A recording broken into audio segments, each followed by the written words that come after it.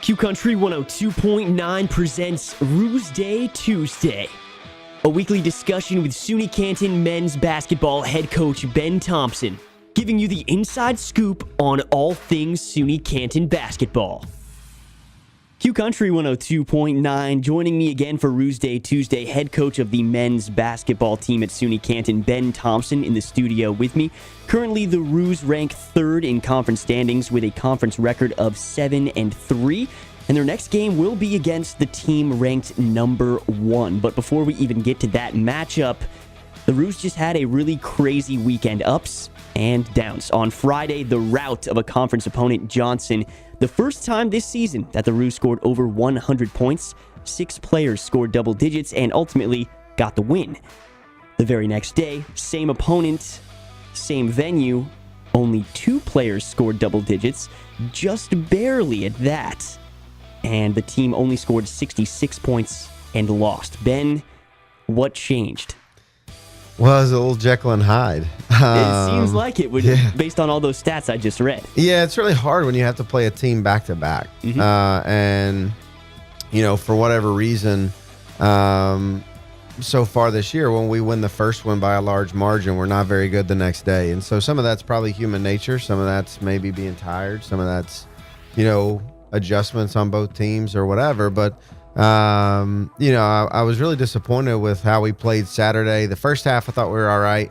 And then the second half, I think we just got complacent and we didn't move the ball and share the ball. And we tried to do too much one-on-one stuff. And, you know, so it comes back to bite us. We kind of alluded to it last week. We talked sometimes when you play a team back-to-back, the first game you come out and you absolutely rout them. Like I said, you scored the most points that you ever have all season. The second game, the mentality isn't quite the same. You're coming in thinking, well, we did so well against them last time. The second time should be pretty easy. Do you think that played a hand in this falling from grace? Yeah, probably. I mean, I think that's human nature somewhat. And so that's the challenge as coaches, to try to get our guys through that. And sometimes this year we've been successful at it, and sometimes we haven't. And, you know, as a coach, you know, I keep getting older and they keep staying the same age, right? So I'm always dealing with 18 to 23, 24-year-olds. And, you know, so that can be challenging at times to try to get their attention. There's so many other things vying for their attention, you know, in this social media age. And, you know, there's so many other voices out there. So trying to corral all that into our team bubble and trying to get guys lost into the team can be challenging at times. And yeah, well, I don't need to remind you, but, you know, you're playing these teams back-to-back. You play them twice. In the playoffs, when those roll around, you play them just once. It's a single elimination. So to prove that you can beat a team handedly, you know, scoring 100 points on them, it is good to walk away with that feeling. But, you know, coming off a tough loss like that, looking into the next game, considering you're playing the number 1 team in the conference right now, what does a loss like this mean looking forward? Are you seeing hard practices this week? Do you think it shakes the players' confidence? And do you think players will be looking to prove themselves all over again?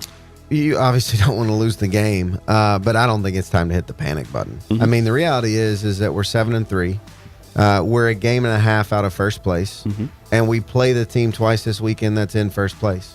You know, if we can go and play well this weekend and hopefully win both games, then, you know, we're still in the driver's seat to win the conference championship. So that's been our goal all along, and it's still right there for us. Did we just make it a little bit harder for ourselves? And yes, but I think that the chance to win the conference is still there. Absolutely. Ranked right now, the SUNY Canton Kangaroos, number 3 in the conference. And this Friday, February 1st at 5:30 p.m., they have an away game where they'll be traveling to play the number 1 ranked Maine Farmington in their conference. We'll talk more about that matchup when we return for part 2 of Roos Day Tuesday on Q Country 102.9.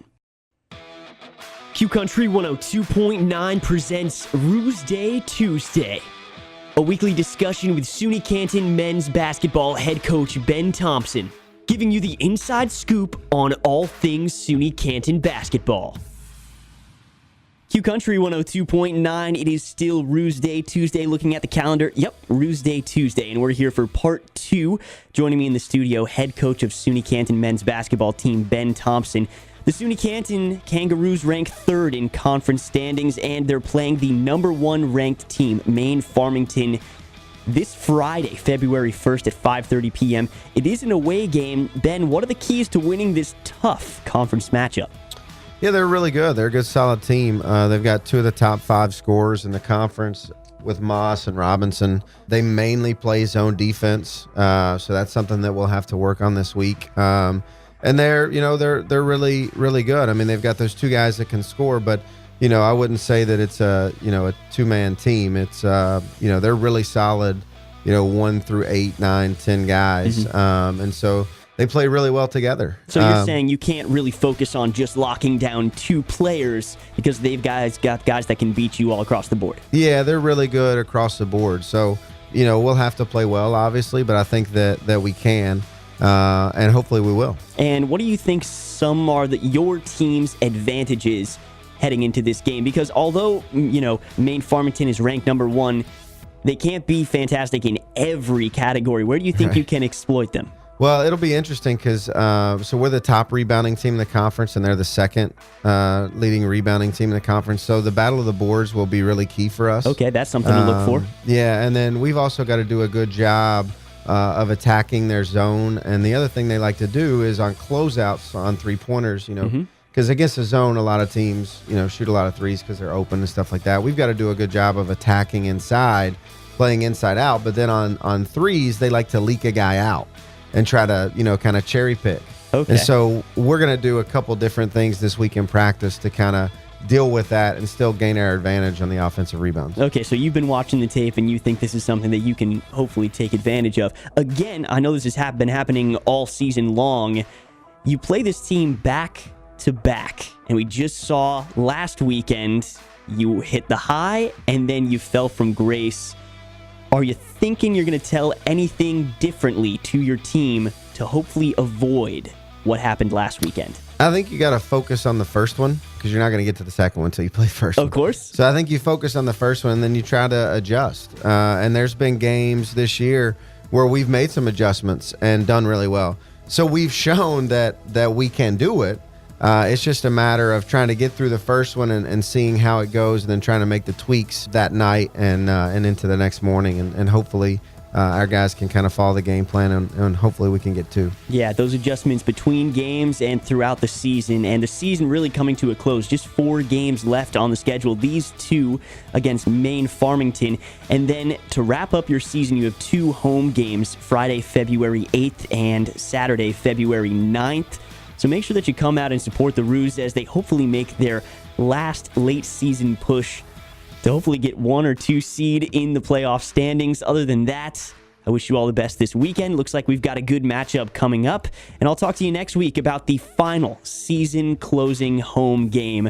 Good luck to you this weekend, Ben. Go Roos. Sounds good. Go Roos.